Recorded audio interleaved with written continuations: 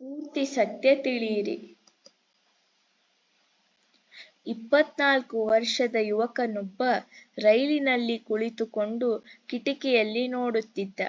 ಒಮ್ಮಿಂದೊಮ್ಮೆಲೆ ಜೋರಾಗಿ, ಅಪ್ಪಾ ನೋಡಲ್ಲಿ, ಆ ಮರಗಳೆಲ್ಲ ಹಿಂದೆ ಹಿಂದೆ ಓಡುತ್ತಿವೆ ಎಂದು ಕೂಗಿದ. ಆತನ ತಂದೆ ಅವನೆಡೆಗೆ ನೋಡಿ ಮುಗುಳು ನಗುತ್ತಾ ಹೌದು ಎಂಬಂತೆ ತಲೆಯಾಡಿಸಿದ.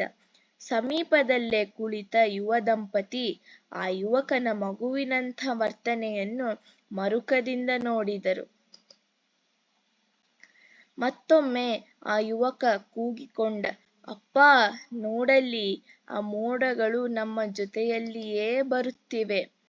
ಈಗ ಯುವ ದಂಪತಿಗೆ ತಡೆಯಲಾಗಲಿಲ್ಲ. ಆ ವೃದ್ಧ ತಂದೆಗೆ ಸಲಹೆ ನೀಡಲು ಆರಂಭಿಸಿದರು.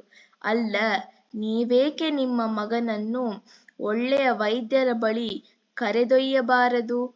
ಇಷ್ಟು ದೊಡ್ಡವನಾದರೂ ಮಕ್ಕಳನಂತೆ ವರ್ತಿಸುತ್ತಾನಲ್ಲ. ಆ ವೃದ್ಧ ವ್ಯಕ್ತಿ ಅದೇ ಮುಗುಳುನಗೆಯೊಂದಿಗೆ ಹೇಳಿದ, ನಾನು ಅದನ್ನೇ ಮಾಡಿದ್ದೇನೆ.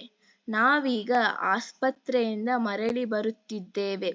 ನಮ್ಮ ಮಗನಿಗೆ ಹುಟ್ಟಿನಿಂದ ಕಣ್ಣು ಕಾಣಿಸುತ್ತಿರಲಿಲ್ಲ. ಆಪರೇಷನ್ ಮಾಡಿಸಿದ ನಂತರ ಈ ದಿನವಷ್ಟೇ ಆತನಿಗೆ ದೃಷ್ಟಿ ಬಂದಿದೆ. ಆತ ಈಗ ಪ್ರಪಂಚದ ಸೊಬಗನ್ನು ಸವಿಯುತ್ತಿದ್ದಾನೆ.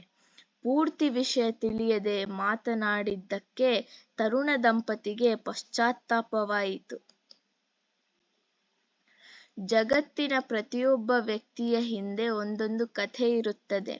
ಪೂರ್ತಿ ಸತ್ಯವನ್ನು ತಿಳಿದುಕೊಳ್ಳುವ ಮುಂಚೆ ಯಾರನ್ನೂ ಅಳೆಯಬಾರದು.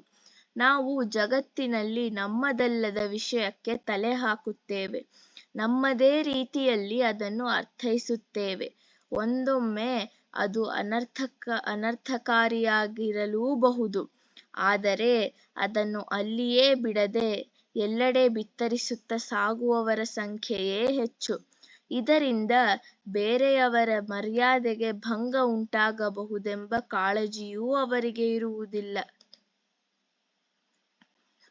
ಇದೇ ಕಾರಣಕ್ಕಾಗಿಯೇ ಶ್ರೀ ರಾಜಾರಾಮ ಮಹಾರಾಜರು ಮಾಝೇ ಹಿತ್ ತುಜೇ ಹಾತಿ ಚಿದಂಬರ್ ಗೌರೀಪತಿ ಎನ್ನುತ್ತಾರೆ.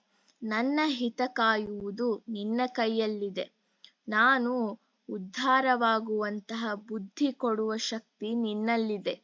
ನಾನು ಬೇರೆಯವರ ವಿಷಯಕ್ಕೆ ತಲೆ ಕೆಡಿಸಿಕೊಳ್ಳದಂತೆ ಮಾಡು.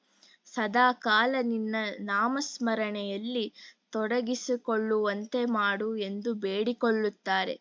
ಮಾನವ ಜನ್ಮ ದೊಡ್ಡದು, ಇದನ್ನು ಹಾನಿ ಮಾಡಿಕೊಳ್ಳದಿರಿ ಎಂದು ಪುರಂದರದಾಸರೂ ಹೇಳಿದ್ದಾರೆ. ಅದರಂತೆ ಜಗತ್ತಿನಲ್ಲಿ ನಡೆಯುವ ವಿಷಯಗಳ ಬಗ್ಗೆ ಅನವಶ್ಯಕ ಚರ್ಚೆ ಮಾಡುವುದನ್ನು ಬಿಡೋಣ. ಅನ್ಯರಿಗೆ ಉಪಕಾರಿಯಾಗೋಣ. Thanks for watching. Please subscribe, like, share and hit the